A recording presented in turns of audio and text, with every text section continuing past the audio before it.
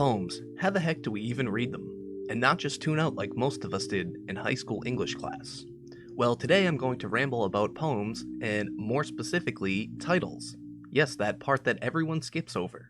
And well, titles are important, there's really no way around it. But when you, the reader, doesn't know how to more critically analyze a title and understand it as almost an innate part of the poem, your mind can sort of overlook what a title can do, and what the title is doing. So let's have a look at a poem that, well, everyone misreads, yet it's still a mainstay classic, and arguably one of the most important poems of the 20th century. David Orr, no, not that David Orr, this David Orr, well, he wrote an article for the Paris Review called, you guessed it, the most misread poem in America. And well, he makes a pretty good case for Robert Frost's The Road Not Taken, while analyzing search engine data results. Orr brings up some interesting points, and most notably for this video, is just how often this poem is searched by the wrong title. While searching The Road Less Traveled, or something similar, might bring you to The Road Not Taken, the poem in that person's mind is already being shaped. It's kind of like it's already a different poem. And even assuming a lot of these Google searches are by students half asleep at 11:30 p.m. trying to cram their homework in before Blackboard closes at midnight, it's still a critical factor of how people even start to misread this work. Titles help our mind start to form what the poem is and what it's about.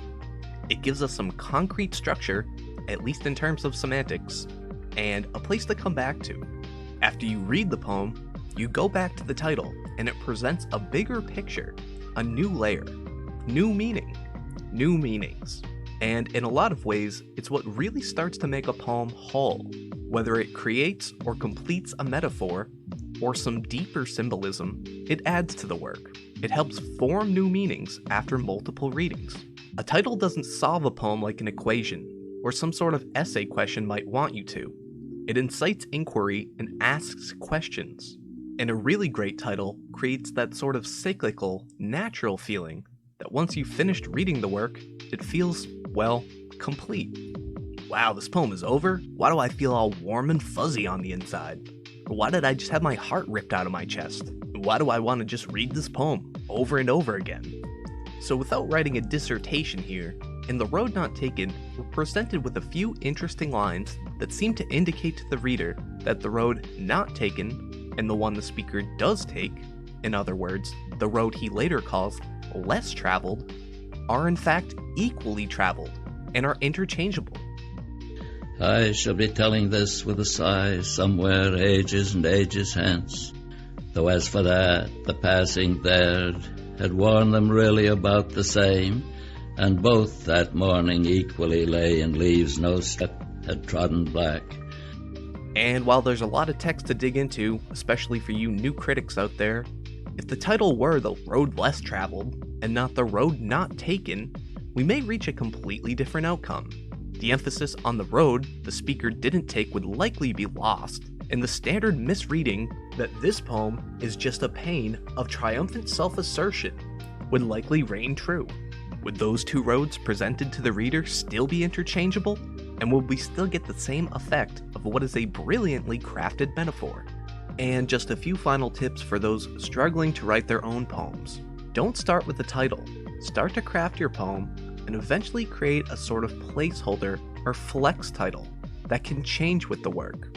You can really get a lot of meaning out of just a few words. And crafting a poem is like making a recipe.